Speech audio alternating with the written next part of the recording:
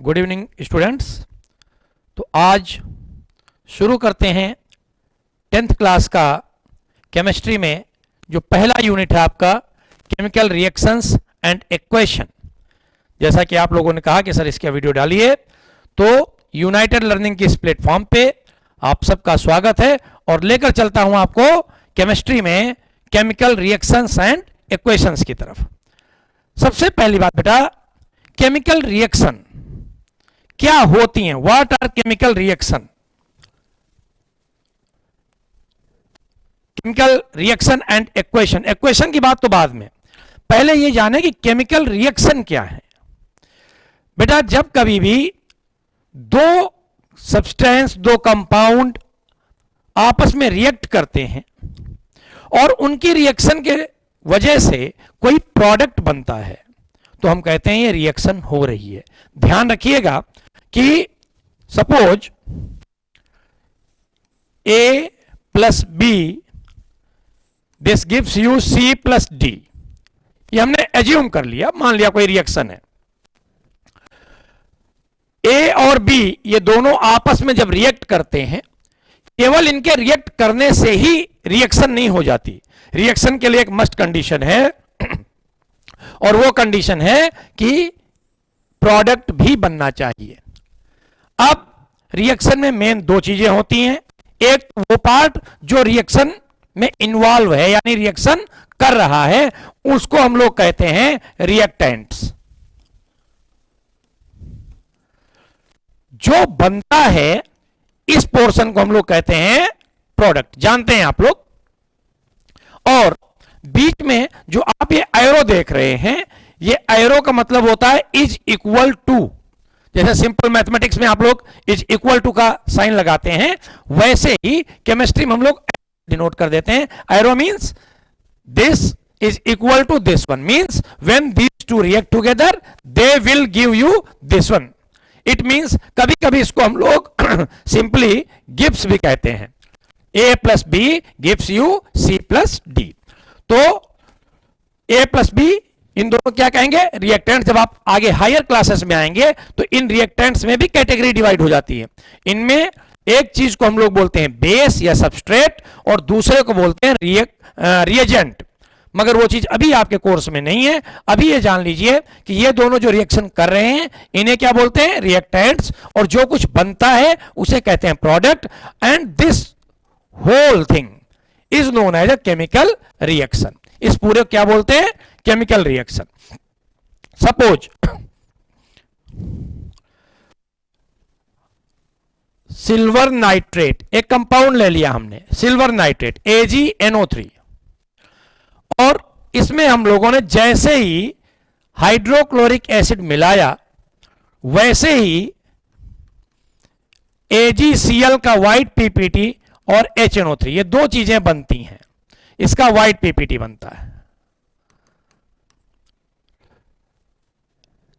इन दोनों के मिलने की वजह से ये तुमको प्रोडक्ट मिल रहा है तो हम कहेंगे ये रिएक्शन हो रही। This is a chemical reaction. ठीक है, this is a chemical reaction. But अगर हम कोई ऐसी चीज कर दें, सपोज हम लोगों ने जिंक सल्फेट सॉल्यूशन ले लिया और इसमें कॉपर रॉड डिप कर दी। आप लोग आगे जब मेटल्स वगैरह के विषय में पढ़ेंगे तो वहां एक सीरीज पढ़ेंगे जिसे 10th में आप लोग नाम देते हैं रिएक्टिविटी सीरीज। 11th और 12th में जब जाएंगे तो इसी को हम लोग इलेक्ट्रोकेमिकल सीरीज कहेंगे। रिएक्टिविटी सीरीज में कौन सा मेटल कैसा है, उसकी रिएक्टिविटी कैसी है, यह बताया जाता है। तो जिंक सल्फेट सॉल्यूशन में अगर कॉपर की रॉड डिप कर दी जाए, देयर इज नो रिएक्शन, कोई भी रिएक्शन नहीं होती। तो हम ये कहेंगे कि यहां पर रिएक्शन नहीं हो रही है, जबकि ये कंप्लीट रिएक्शन है। अब क्वेश्चन आता है कि सर रिएक्शन तो क्लियर हो गया कि जब कभी भी रिएक्टेंट आपस में एक दूसरे से मिलते हैं और वो प्रोडक्ट फॉर्म करते हैं तो हम लोग कहते हैं रिएक्शन हो रही है, it is a reaction. But reaction के साथ एक टर्म आया इक्वेशन। रिएक्शन को रिप्रेजेंट कैसे किया जाए? सपोज हमें लिखना पड़े 1 molecule of silver nitrate combine किससे करता है? इट कंबाइंस विथ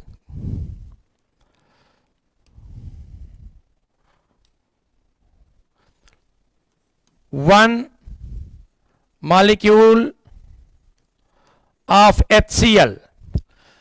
अब इतनी चीज हमको लिखनी पड़ी काहे के लिए? ये बताने के लिए कि सिल्वर नाइट्रेट का एक मॉलिक्यूल HCl के एक मॉलिक्यूल से कंबाइन होता है, and then it gives you one molecule of silver chloride and one molecule of nitric acid. इतनी चीज लिखने में it will take too much time, काफी लंबा समय लगता है लिखने में, और लिखना आसान भी नहीं होता। उस कंडीशन में इस रिएक्शन को रिप्रेजेंट कैसे किया जाए, तो इसके सिंबॉलिक फॉर्म को हम लोग यहां पर लिख देते हैं। The symbolic representation of any chemical reaction is simply known as chemical equation. क्या बोलेंगे उसे हम लोग? Chemical equation. यानी ये केमिकल रिएक्शन तो है ही, बट सिंपली ये क्या है? केमिकल इक्वेशन भी है।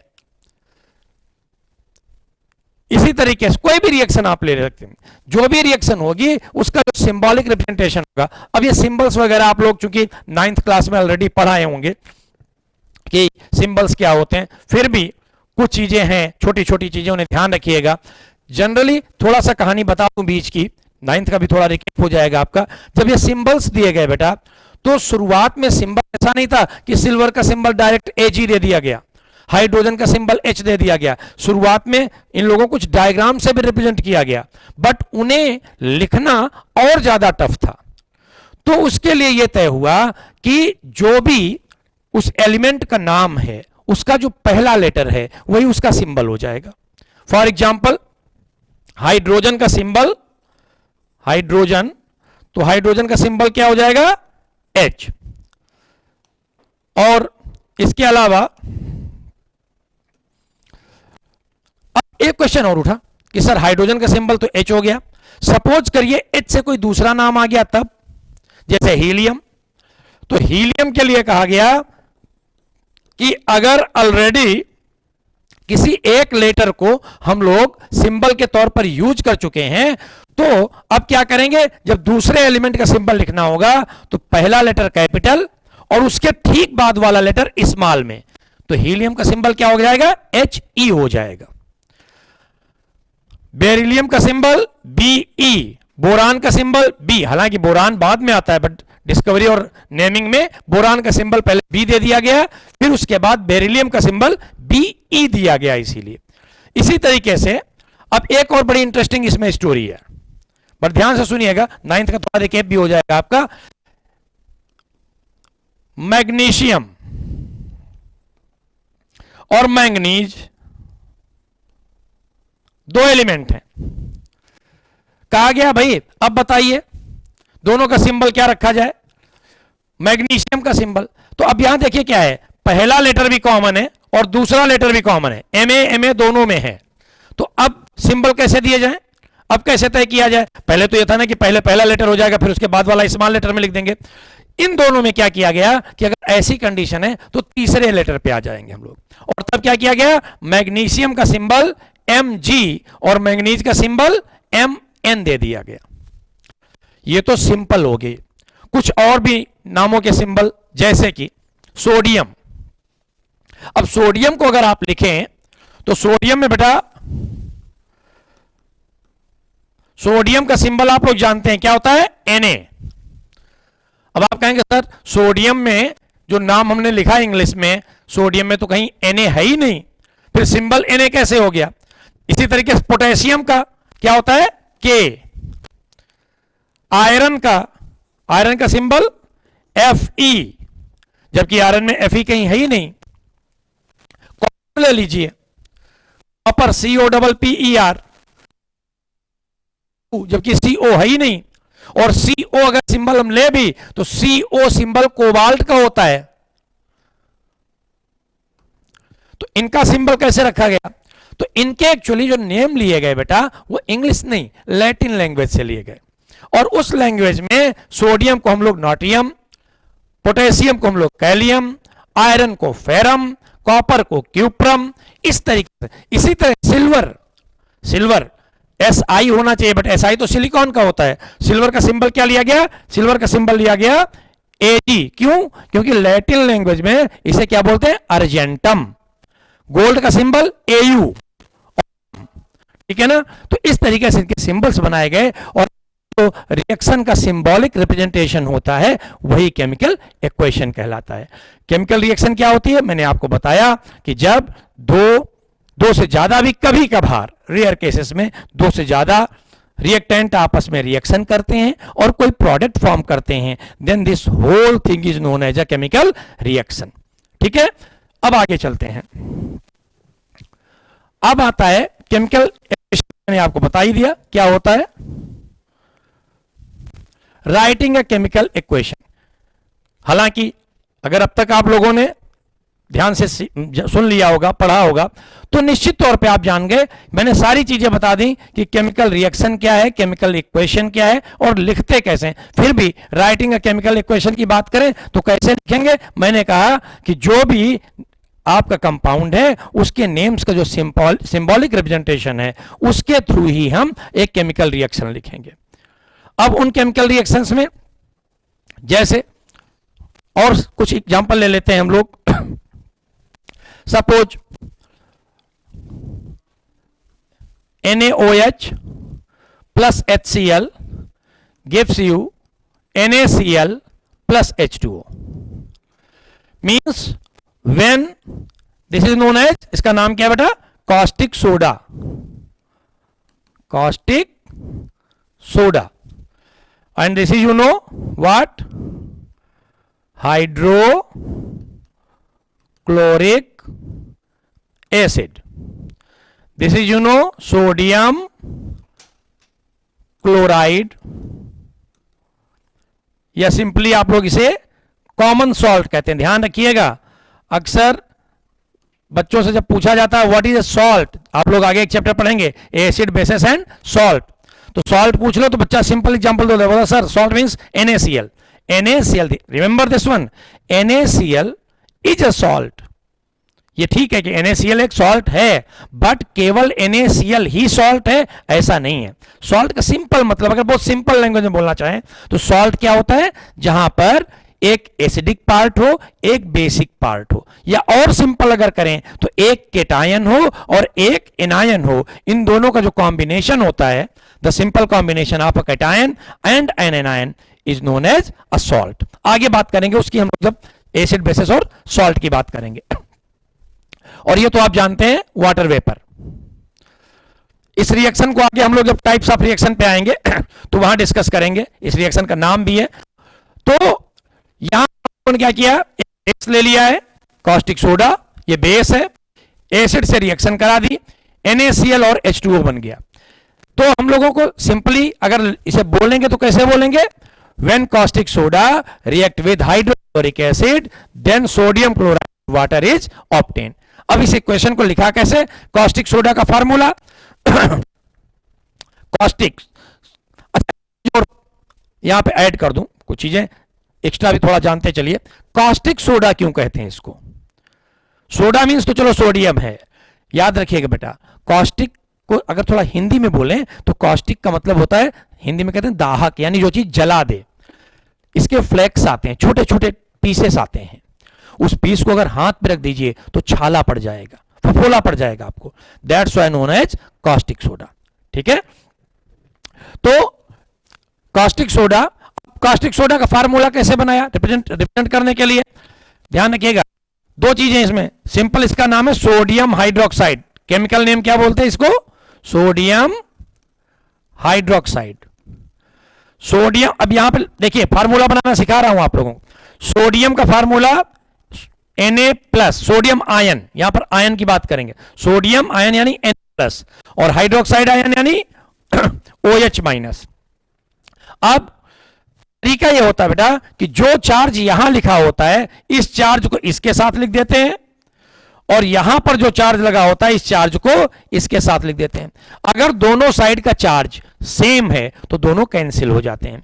तो यहां पर दोनों साइड 1 1 है, तो Na1 और OH भी कितना 1, कितना हो जाएगा? दोनों कैंसिल हो जाएंगे, फार्मूला क्या आ जाएगा? NaOH। ठीक है, ये आपका NaOH हो गया। सपोज ऐसे ही आपको सोडियम सल्फेट का फॉर्मूला लिखना है, तो सोडियम सल्फेट, देखिए जब आपको फार्मूला बनाना आता होगा तभी आप केमिकल इक्वेशन को लिख पाओगे, क्योंकि फार्मूला आपको जब आएगा तभी आप उसको फार्मूले के फॉर्म में एक्सप्रेस कर पाओगे। तो सोडियम सल्फेट, सोडियम आयन यानी Na प्लस, सल्फेट आयन का मतलब SO4 डबल माइनस। अभी अभी मैंने बताया आप लोगों को मौसम की वजह से थोड़ा गला थोड़ा गड़बड़ है, तो आप लोग गले पे ध्यान न दीजिएगा, वैसे ही कौन सा सुर साधना है ना। तो ये दोनों जो चार्ज हैं बेटा, ये इसके साथ और इसका पॉजिटिव चार्ज इसके साथ, क्या हो जाएगा, Na के साथ कितना आ गया 2। रिमेंबर साइन से हमें लेना देना नहीं है, साइन क्या लगा हुआ इससे हमें कोई लेना देना नहीं है। इसके दो चार्ज इसके साथ, और SO4 के साथ कितना, यहां कितना लगा हुआ है 1, तो इसके साथ 1।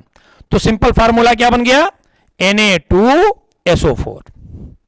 इस तरीके से तो जब आप फार्मूला लिख लेंगे, आपको जो कंपाउंड दिया है उसको आपने फार्मूले के फॉर्म में लिख दिया, फिर आपने क्या किया, जिसके साथ उसकी रिएक्शन होनी है उसे फार्मूले के फॉर्म में लिख दिया, और फिर राइट हैंड साइड पे याद रखिएगा, लेफ्ट हैंड साइड पे हमेशा रिएक्टेंट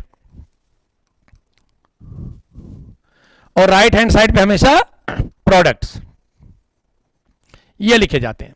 ठीक है, जो कुछ बन रहा है उसे उसके सिंबॉलिक फॉर्म में ही यानी फार्मूले के फॉर्म में ही आपको लिखना है, और इस तरीके से आप एक केमिकल इक्वेशन को रिप्रेजेंट करेंगे ओवरऑल। ठीक है, फार्मूला मैंने लिखना आपको बताया ही, आयंस 9th क्लास में आप लोगों ने पढ़े होंगे, याद किए होंगे, वो आप लोग तैयार कर लीजिएगा, क्योंकि वो केवल 9th में नहीं, जब तक केमिस्ट्री पढ़ोगे बेटा तब तक उसकी जरूरत होगी। किसी दिन मौका मिलेगा तो उन आयंस के ऊपर ही पूरा एक वीडियो बना दूंगा, जिसमें आप लोगों को केटायंस और एनायंस जितने आपके यूज के, अब से लेकर कम से कम इंटरमीडिएट तक, कम से कम इंटर तक आपके काम आए, वो 12th क्लास तक काम आए, उनका पूरा एक वीडियो बना दूंगा, जिसमें केवल आयंस का ही डिस्कशन होगा, unipositive, dipositive, tripositive, फिर जिन आयंस के ऊपर वेरिएबल चार्ज होता है उनके विषय में बता देंगे। इसी तरह एनायंस में भी आपको जो आपके यूनि नेगेटिव हैं, डाई नेगेटिव हैं, ट्राई नेगेटिव हैं, उनके विषय में बात होगी, वो पूरा आयंस पे बना देंगे। तो एक केमिकल इक्वेशन कैसे रिप्रेजेंट करते हैं ये क्लियर हो गया आप लोगों को। सबसे पहले मैंने आपको बताया कि what is a chemical reaction, जब रिएक्टेंट आपस में रिएक्शन करके एक दूसरे से मिलके कोई प्रोडक्ट बनाए, प्रोडक्ट का बनना मस्ट कंडीशन है। फिर दूसरी कंडीशन कि केमिकल इक्वेशन क्या होती है, उस रिएक्शन को फार्मूलेशन के फॉर्म में लिखना, फार्मूले के फॉर्म में लिखना, this is known as a chemical equation. लिखेंगे कैसे केमिकल इक्वेशन, मैंने आपको बताया कि जो भी आपके फार्मूले हैं उन्हें रिएक्टेंट्स के फार्मूले एक साइड में, प्रोडक्ट के फार्मूले एक साइड में, इस तरीके से एक केमिकल इक्वेशन को हम लोग रिप्रेजेंट करते हैं। अब एक दो क्वेश्चन यहां पर और आते हैं अगले टॉपिक में, जैसे आपके हम चलें तो बैलेंस्ड केमिकल इक्वेशन। इक्वेशन तो हमने लिख ली, मगर बैलेंस कैसे करें। कई बार ऐसा आ जाता है कि जो लेफ्ट साइड में टोटल मॉलिक्यूल्स हैं वो राइट हैंड के मॉलिक्यूल से सिमिलर नहीं होते। जैसे एक सिंपल सी रिएक्शन लिखता हूं, FeCl3 SnCl2 gives FeCl2 SnCl4। अब अगर आप ध्यान से देखें इस इक्वेशन को, या केमिकल रिएक्शन कह लीजिए, इसे आप अगर ध्यान से देखें तो यहां पर क्लोरीन के कितने हैं 3 और यहां कितने हैं 2, तो टोटल क्लोरीन के जो Cl एटम है इधर वो हो गए 5, आयरन का 1 है, और tin, Sn means tin, stannum, Sn means tin, tin के भी 1 है। अब अगर आप राइट हैंड साइड पे चले जाइए, राइट हैंड साइड पे बेटा Cl के अगर आप टोटल देखें ये और ये, तो ये टोटल है 2 और प्लस 4 यानी 6। Fe के कितने हैं, ये तो 1 है, और Sn भी कितना है 1 है। तो अगर आप ध्यान से देखिए तो Fe और Sn तो दोनों साइड में बैलेंस है। बैलेंस का मतलब होता है लेफ्ट हैंड साइड में और राइट हैंड साइड में, मींस रिएक्टेंट्स में और प्रोडक्ट में दोनों साइड उनका नंबर सेम होना चाहिए। जितना इधर आयरन लिखा हुआ है उतने ही आयरन के एटम्स इधर होने चाहिए, जितने टिन के एटम्स इधर हैं उतने ही इधर होने चाहिए, तभी उसे हम बैलेंस इक्वेशन कहेंगे। यानी left hand side must be equal to right hand side in terms of number of atoms. अब तो Fe और Sn तो बैलेंस है मगर क्लोरीन बैलेंस नहीं है। ये क्लोरीन यहां पर बैलेंस नहीं है। इधर 5 है, आप देख रहे हैं ना, यहां पर 3 और यहां पर 2, तो 3 और 2 मिलकर कितने हो गए? 5 हो गए। और इधर 6 हैं, तो इसको बैलेंस कैसे करें? इसे बैलेंस करने के लिए बेटा सिंपल पहला मेथड जो इसको हम लोग जानते हैं, जिसकी आज बात करेंगे, उसके आगे फिर और जो आपके कोर्स में होगा उसके अकॉर्डिंग बात करते चलेंगे। बट अभी ये जान लीजिए जो पहला मेथड हमारा होता है सिंपली, उसे हम लोग बोलते हैं हिट एंड ट्रायल मेथड। आपकी लैंग्वेज में, अपनी लैंग्वेज में बोले तो उस दिन भी मैंने कहा था क्या करना? तुक्का मारना, एक तरीके से एज्यूम कर लेना, एजम्पशंस के बेस पे। हिट एंड ट्रायल, ट्रायल किया, हिट हो गया तो वेल एंड गुड, नहीं हुआ तो फिर ट्राई करेंगे, ट्राई अगेन, है ना, एक कहावत होती है। तो जैसे कि आइए एक ट्राई करते हैं भाई। हमने क्या किया? हमने ये जो FeCl3 है इसके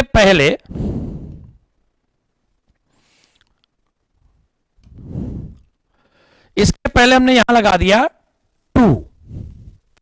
क्या लगा दिया? 2, ठीक है। अब अगर हमने यहां 2 ऐड कर दिया तो अब देखिए Fe ये तो हो गया 2 3 जा 6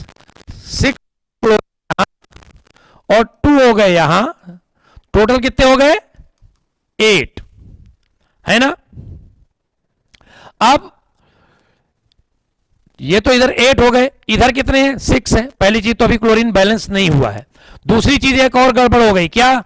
अभी तक आयरन बैलेंस था, अब इधर आयरन हो गए 2 और इधर भी कितने हैं? 2। तो हमने क्या किया? पहले आयरन को बैलेंस कर लिया। हमने आयरन इधर 2 है, इधर भी कितने कर दिए? 2 कर दिए। अब आयरन को डबल करने का फायदा क्या हुआ कि आयरन तो इधर भी 2 हो गया मगर अब यहां क्लोरीन कितने हो गए? 2 2 जा 4। ये जो नंबर है इस नंबर से ध्यान रखिएगा, चलो, ये जो नंबर है बेटा आपका, इस नंबर से इस नंबर में मल्टीप्लाई कर दिया जाता है, ठीक है। तो 2 2 जा कितना हो गया? 4। और यहां पर भी कितने हैं बोलो? 4। तो 4 + 4 कितने हो गए? 8। यानी यहां जब 2 किया और 2 करके हमने आयरन को बैलेंस किया तो उसका फायदा क्या हुआ कि आयरन तो बैलेंस हुआ ही हुआ, साथ ही साथ क्लोरीन भी बैलेंस हो गया। अब देखिए दोनों साइड इस तरफ अगर आप देखें तो ओवरऑल रिएक्शन क्या आती है?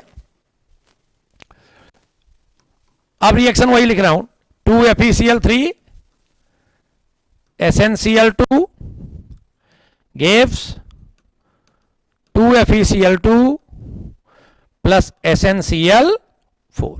अब चेक कर लिया जाए, LHS में अगर आप देखें तो आयरन कितने हैं? 2, Sn कितने हैं? 1 और Cl कितने हैं? 2 3 जा 6 एंड +2, यानी Cl है आपके 6 + 2 दैट इज इक्वल टू 8। यहां चेक कर लीजिए भाई, आयरन कितने हैं RHS में? आयरन है 2, है ना, और Sn कितना है? 1 और Cl कितना हो गया आपका? 2 × 2 और +4 यानी ये भी हो गया कितना? 8। तो दोनों साइड क्या हो गया? इक्वल हो गए। दोनों साइड नंबर ऑफ एटम्स जो आपके हैं एलिमेंट्स के वो सेम हो गए। आपने कहा this is a balanced equation. ये आपकी बैलेंस्ड इक्वेशन आपको मिल गई। ये हिट एंड ट्रायल मेथड है। आप एजम्पशंस करते हैं, इधर इतने से मल्टीप्लाई कर दें, उधर इतने से मल्टीप्लाई कर दें, दोनों बैलेंस हो गए तो ठीक है, नहीं बैलेंस हुई तो कोई दूसरे नंबर से फिर उसको हम लोग तरीका उसका और अपनाते हैं। जब आप हायर क्लासेस में थोड़ा और आगे आएंगे, इन 10th लेवल पे बेटा बहुत ज्यादा डिटेल में नहीं है बैलेंसिंग, बट जब आप 11th में आओगे तो एक चैप्टर पढ़ोगे पूरा इसी पर बेस्ड, चैप्टर का नाम है रेडॉक्स रिएक्शन। थोड़ा सा इंट्रो इस चैप्टर में है, रेडॉक्स रिएक्शंस का लास्ट टॉपिक जो आपका है इस चैप्टर का वो रेडॉक्स रिएक्शंस हैं, तो उसका बेसिक इंट्रो है, बट डिटेल में आप वही पढ़ेंगे। वहां पर आप बैलेंसिंग सीखेंगे कि हिट एंड ट्रायल मेथड के अलावा आयन इलेक्ट्रॉन मेथड है, ऑक्सीडेशन नंबर मेथड है, ये सब बाद के डिटेल हैं। अभी फिलहाल हम लोगों को इसको लेकर चलना, इस बेस पे बैलेंस करना है। एक चीज और यहां बता दूं, इनके नाम जैसे कि FeCl3, अब FeCl3 जो है इसका नाम, इसका जनरली से हम लोग फेरिक क्लोराइड कहते हैं। क्या कहते हैं? Ferric chloride. और ये क्या है? Ferrous chloride, ferrous chloride. This one is known as stannous chloride, stannous chloride, और इसे हम लोग बोलते हैं स्टेनिक क्लोराइड। ये ओल्ड सिस्टम है। अब आप कहेंगे सर ये एक टर्म इनमें आ रहा है दोनों में, एक जगह आप